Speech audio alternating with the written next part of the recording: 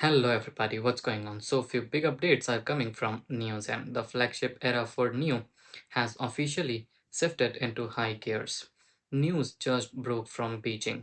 NIO is moving up the timeline for its most anticipated SUV, the ES9.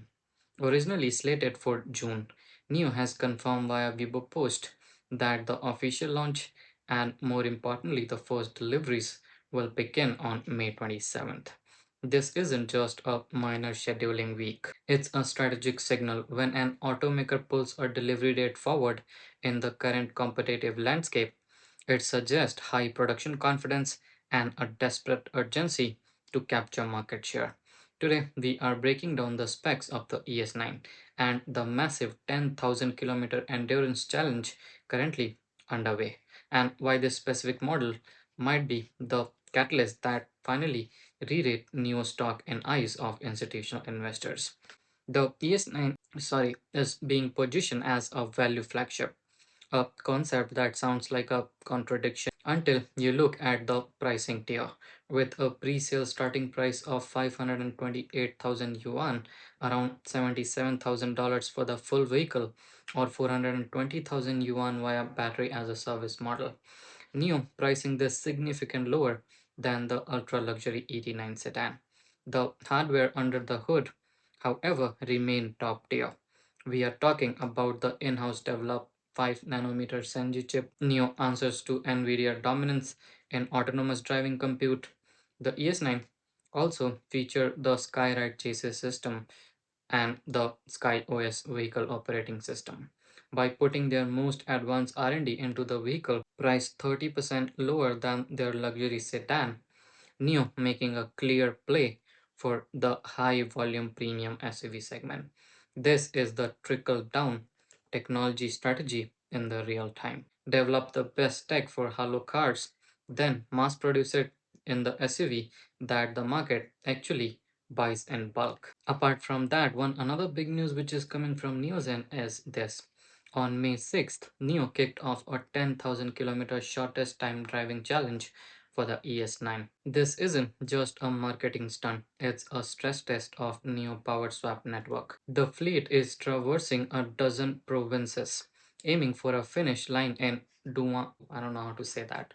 The goal here is to beat the record set by Onvo L60, which covered the same distance in just 98 hours. For investors, the takeaway is the moat. Anyone can build a fast electric SUV, but only NIO has the infrastructure to allow a pure EV to cross 10,000 kilometers with minimal downtime. The ES9 showcased this capability. It reinforces the value of NIO massive capital expenditure into swap stations, turning a cost center into a competitive advantage. NIO's founder and CEO has been vocal in internal meeting about the importance of ES9 and the upcoming Onvo L80. He views these two models as the counter-offensive against the industry headwind we saw in early 2026. By launching the ES9 on May 27th, NIO secured several days of delivery volume for the month of May, which will lead to a beat on delivery estimate. Management is clearly aiming for steady month-over-month growth through the end of second quarter. From a financial perspective, this improves cash flow and reduces the burn narrative that has plagued the stock. The synergy between the new brand ES9 and the mass market sub-brand Onvo is finally starting to prove a balanced portfolio. Now let's look at the numbers. The ES9 Signature Edition, even with advanced Skyride system, is priced at 588,000 yuan. This undercuts several key European competitors in the luxury SUV space while offering superior tech. If NIO can replicate the success of original ES8 with this new flagship, we are looking at a significant higher selling price for the company compared to the last 2 quarters. Higher ASP plus the increased volume from the Onvo sub-brand create a pincer movement on the balance sheet. The high-end cards will generate margins and low-end will generate the scale. The May 27th launch date is more than just a calendar entry. It represents a cleaner, faster, and more aggressive NIO. The company is no longer just promising tech, they are delivering this 5 nanometer chip and active suspension system in this vehicle that hitting the road ahead of the schedule. As the test drive open on May 11th, expect the social media buzz in China to translate into a strong order book.